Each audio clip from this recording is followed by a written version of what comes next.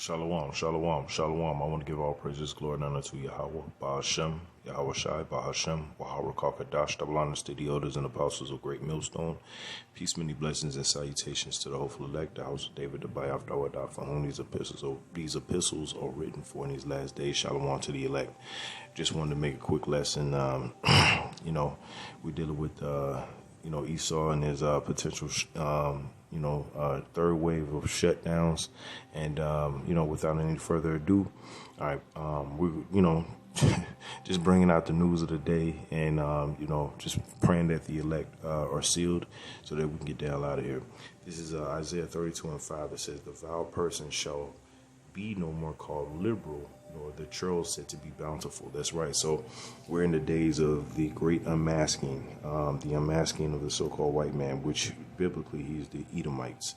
All right, he's definitely showing his horns. Okay, he's not even holding back anymore. He's just all guns are blazed. All right, verse 6 it says, "For the vile person shall speak villainy in his heart and work iniquity to practice hypocrisy, to utter error against the Lord Yahweh, to make empty the soul of the hungry, and he will cause the drink of the thirsty to fail." And in his news, as far as his media, he's telling the masses of people that this is the only way. Eastern medicine is not the way, and he's using this as a ploy, all right, to gain the trust of the public. All right, verse 7, it says, "The instruments also of the churl are evil." So these instruments that he's using, okay, no matter if it's the MOTB, okay, the mark, or if it's the max, these are instruments of evil. It says, "He deviseth wicked devices to destroy the poor with lying words. Even when the needy speaketh rightly." That's right. So he's devising these wicked plans and these different devices, and he's setting people up to speak on his behalf that look just like me and you. All right, to potentially gain your interest or gain your trust, so that you will mistakenly and take his side, man, which would be a huge mistake. All right, so let's get into the article. And as you can see on the title right here, it's from Blacklisted News. It says, "Chilling: Vaccinated Australians to be granted new freedom. Government-sanctioned hour of recreation." It says, "In a chilling development, Australians in New South Wales, which includes the city of Sydney, are to be granted extra freedom if they are fully vaccinated, with residents allowed to leave home for an hour of recreation on top of their exercise hour." He's speaking as a dragon.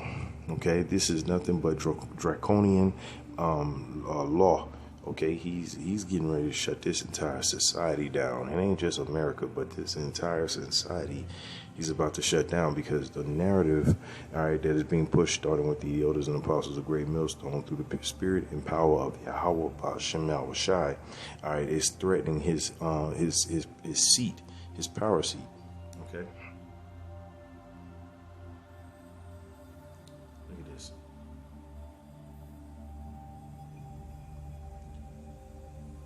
It says, "News 9 in Australia reports that Premier Gladys, I can't pronounce that, said that vaccination milestone of 6 million reached this week would allow for a small renewal in freedoms for residents with the jab." It says, and the report add that from September 13th, households living in the New South Wales government LGAs of concern will be allowed to spend an additional hour of recreation outdoors as long as all adults in the household are fully vaccinated.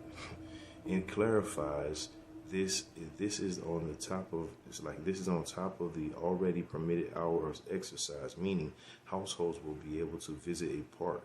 Watch. Now let's just play this clip. Good morning, I'm Natalia Cooper. New South Wales has recorded more than 1,000 new cases of COVID-19 overnight and 3 more deaths. Yeah, see, I didn't want them to play that, but okay, that's cool.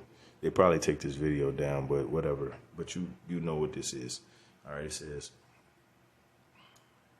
says Australia has faced some of the most draconian, look at that word, draconian lockdown rules on the planet. Let's get the scriptures. This is his wicked devices that he talks about in Isaiah. All right,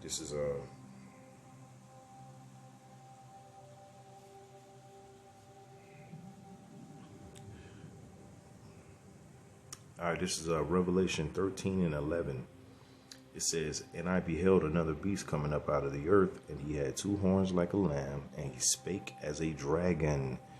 And when you go into that word, it goes back to draconian or dracon, all right, or draconian. You know what I'm saying? So he's speaking in a draconian way. He's letting it be known that he's the devil, and people still don't believe him.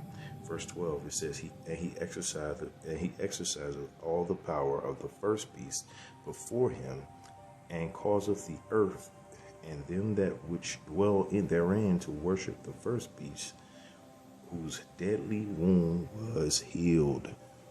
And that's what he's doing right now. Okay, through do these lockdowns. See, Australia is just. It's just an outlier. It's just not an outlier, but it's a thing. It's a sign of things to come. Okay, and it's not going to go back. All right, none of this is going back into the box. It's already out the box, and the devil's about to get ready to make his move. Revelation 12 and 12. It says, "Therefore rejoice, ye heavens, and ye that dwell in them. Woe to the inhabitants of the earth and of the sea, for the devil is come down unto you, having great wrath, because he knoweth that he have but a short time." So as long as you know that he's getting ready to make his move, he's got instruments that he wants to implement, and he don't have that much time to get it done. So he's gonna come with his mark, his MOTB. Okay, he's coming with it. Make no mistake about it. Now, I hope that this video stays up, but you never know what you saw. It says the military has been called in to enforce restrictions and curfews, with critics comparing it to North Korea.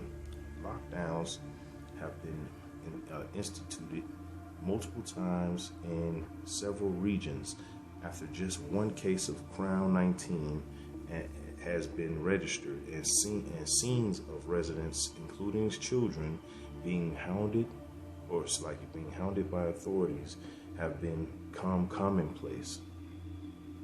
It says any Australians caught expressing anti-lockdown sentiments face massive fines, with government ministers telling people not to talk to each other and declaring that what unvaccinated people are allowing to do in the community, we will need to be controlled and restricted by authorities. Guess who's criticizing Australia for imposing one of the most brutal... Now, I know what they're going to try to say. He's going to try to, say, Crown 19, and I'm trying to catch it. But, some of these videos, you can't really control these people. So, if the video gets taken down, it is what it is. But, the point here is that his instruments are very evil, and he's coming with it. He ain't stopping.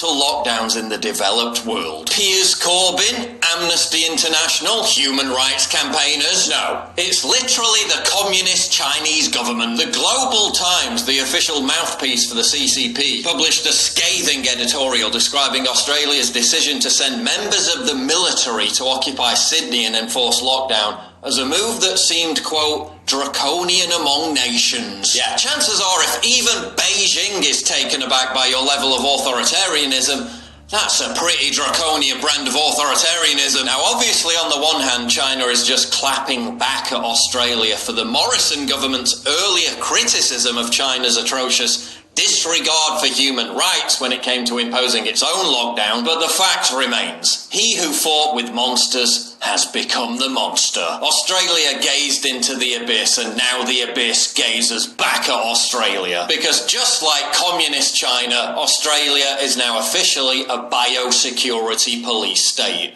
Australia is a post-democratic country. How else could you describe a country where protest is outlawed, where under a newly proposed law those who risk arrest by even daring to attend a demonstration are subject to onerous fines of up to $5,500, where those who merely post anti-lockdown information online could face fines of up to $11,000, where protest organisers face fines of $20,000, where pregnant women who promote such protests on Facebook are arrested in front of their kids in their own homes. How else could you describe a country where people face $500 fines for failing to wear a face mask outside, where surveillance drones are deployed to catch the unmasked? They're the eyes and voices in the sky.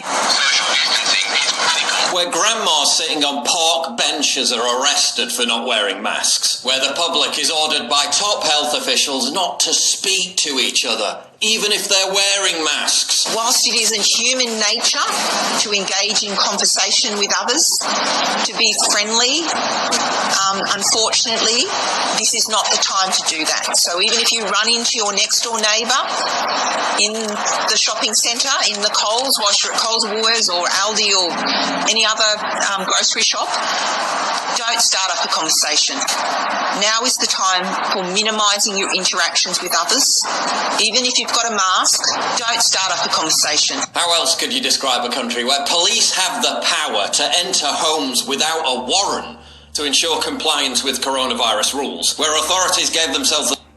See, he said it right there, and probably gonna get the video taken down, but again, I pray that this lesson is edifying. I want to give all praises, glory, and honor to Yahweh, Ba'ashem, Yahweh Shai, Ba'ashem, Waharakakadash. I want to say shalom to the elect.